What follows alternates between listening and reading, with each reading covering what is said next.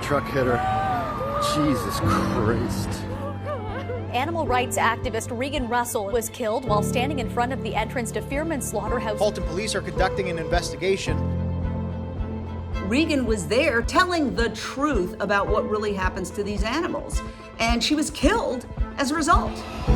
The industry here is very powerful, and it will stop at nothing to make sure that people can't see the horrific conditions that animals are enduring. The government says it's trying to protect farmers and animals from trespassers. Bill 156 is a pro-agriculture act. It essentially stops protesters and extremists from giving water to the pigs like we see down here every couple days. Who wants to put up with that harassment and get hassled? Look at this. These people here are illegally watering, touching, and stopping and interfering with the truck. They just want us out of the way. The police want us out of the way. The politicians want us out of the way. Movements have martyrs. That's the way it goes. This is a moment that is going to reverberate across the whole world, and it has.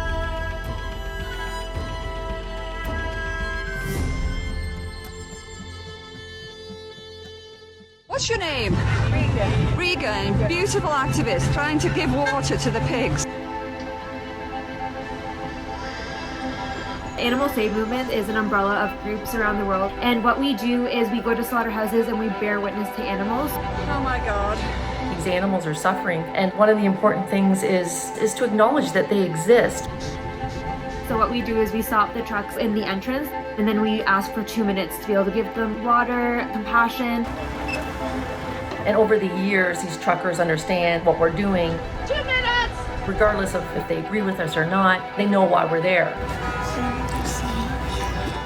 They have cuts all over them, they're bleeding. I've seen ones with open infections. We've seen pigs passed out from the heat, exhaustion. It's a living, breathing nightmare for the animals. And the one threat that's always there is that they're terrified. And then we move out of the way of the truck, and the truck goes into the slaughterhouse.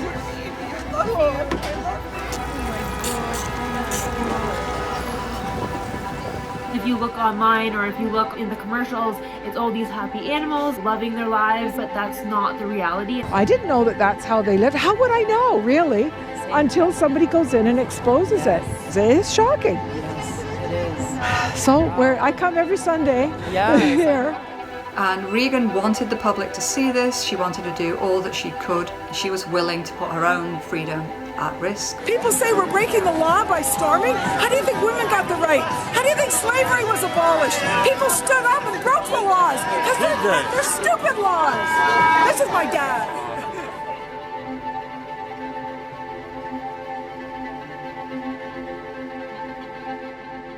We've known each other most of our life. We have been a couple for the last 19 years. I would attend protests with her or rallies. You know, she liked to know that I had her back. It was all about justice for Regan. She knew what was right. And she was basically saying when anyone is suffering, you just do what's right. You know that you're trespassing?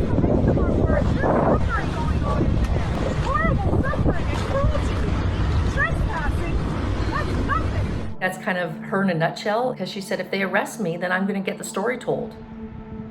It's private property. How do we know what they're doing in there except that we get video footage of it? They won't let us in because they know that what they're doing is wrong. The Ontario government is looking to strengthen laws that shield farmers from animal rights activists. The government says it's trying to protect farmers and animals from trespassers. We're devastated about Bill 156. They're trying to criminalize whistleblowers.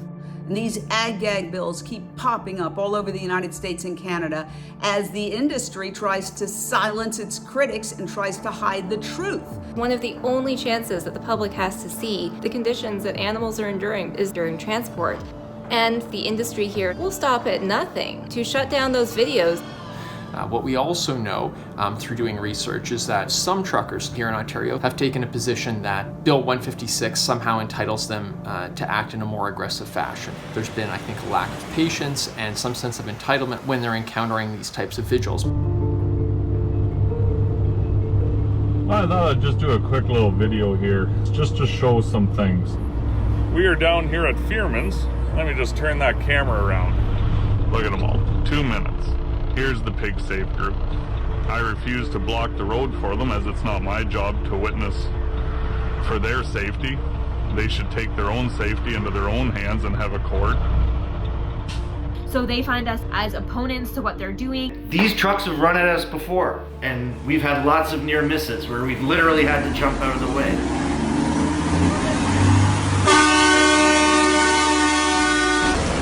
Oh my god! Oh my god! Are you guys okay? I almost got run over.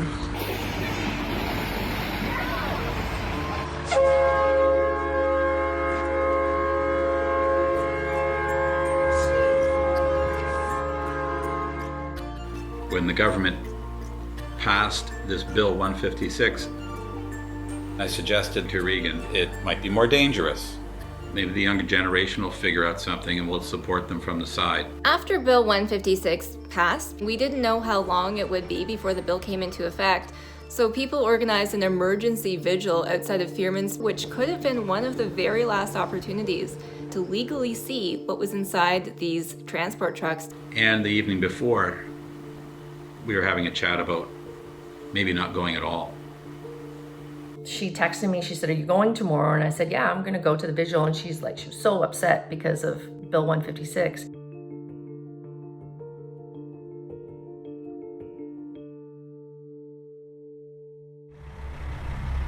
That day in Fearman's, we got there like 9:30. We'd be there for like an hour or two. This is a pig slaughterhouse in Burlington, Fearman's Court. So it was basically a typical day, but it was very hot. Sorry, babies.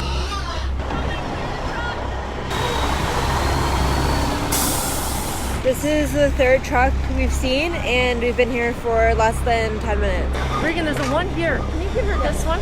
Right here. See her? Oh, Can you get her? Hey, you guys, back away from the truck. 2 trucks in a row. We can't even get enough water. I'll get him. Let me get her some water. Yeah. Look at, they came in the heat. It's like 100 degrees inside here. We're suffering. We really are suffering.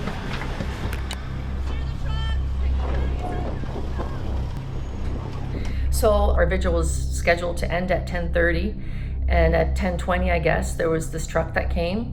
That was the last truck of the day, and we debated even doing it because we were going to leave. And we just said, "Oh yeah, we'll do it." And you know when they're going to be aggressive because there's different things that they do. But he saw us and went, "Oh." So he went in the left-hand lane. He's like, "If you want to bear witness, you guys come out in the street and do it." So this trucker just won't come in. So he's forcing us to bear witness in a very, very dangerous place. And he's trying to piss off the other cars. And we were bearing witness, and it was extremely dangerous. There were cars right behind us. And then all of a sudden, he burst forward and accelerated. And he just went from the wrong lane and just accelerated and went straight at her.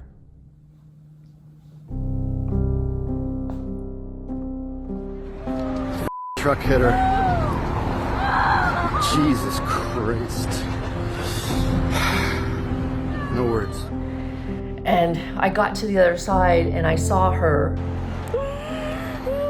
And she was lying underneath his front tire. I saw her body, it was cut in half. Even though my brain said, like, there's no way she's alive, her face was completely white. But I mean, I called 911 because I don't know. Comes the ambulance.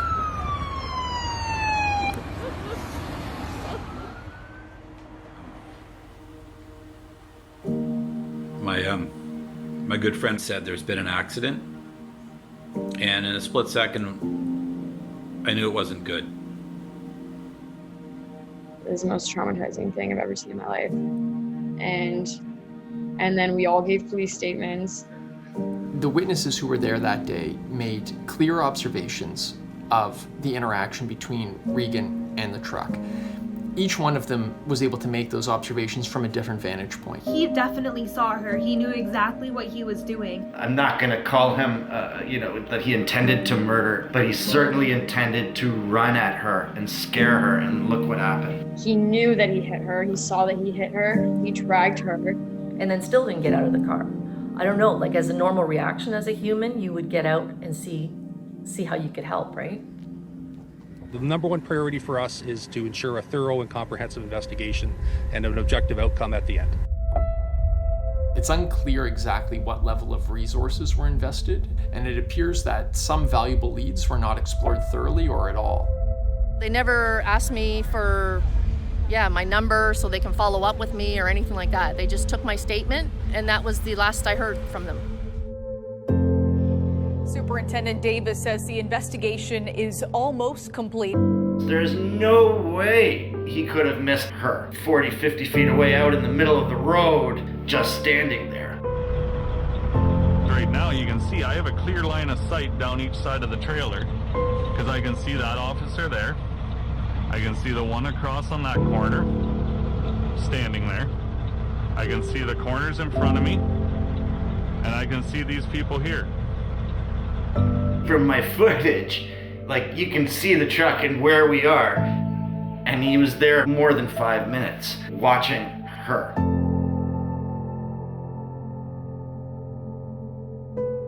And he finally decided to drive in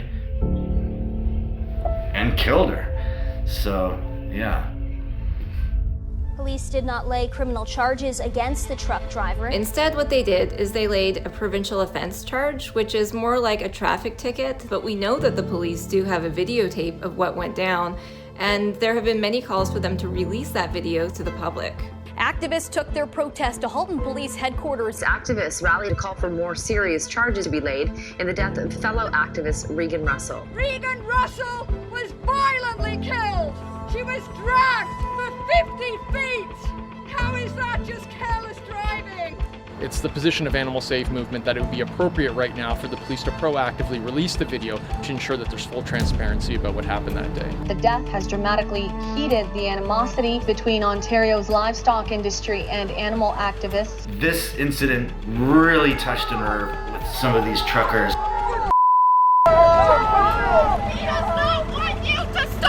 It's been very strange to see the counter-protests where people are showing up, putting up offensive signs. They're saying things like Regan committed suicide. You killed your friend. Let me show you what's behind me. All the counter-protesters are here. You know, when they're giving water to the pigs, you don't know what they're giving. It could be anything. 100%, we have no clue whether it's water, it could be acid, it could be anything. We've seen them do some pretty extreme things in the past, and it's wondering how far they're actually willing to go. You are definitely not allowed to harass truck drivers in their workplace, but that's what seems to be going on in front of this plant. This is unreal. This is what we deal with in a civilized society.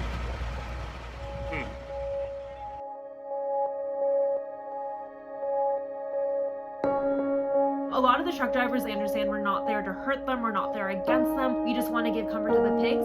But a lot of them, they just have such hatred for us.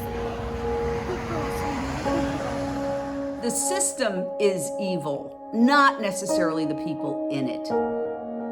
And the truckers are also trapped in the system, and they may not realize it. And if someone threatens your livelihood, the first thing you're going to do is shut them down before you want to understand. And it's a really hard fight. This is really hard, especially, if our friend gets murdered, it's in front of our eyes.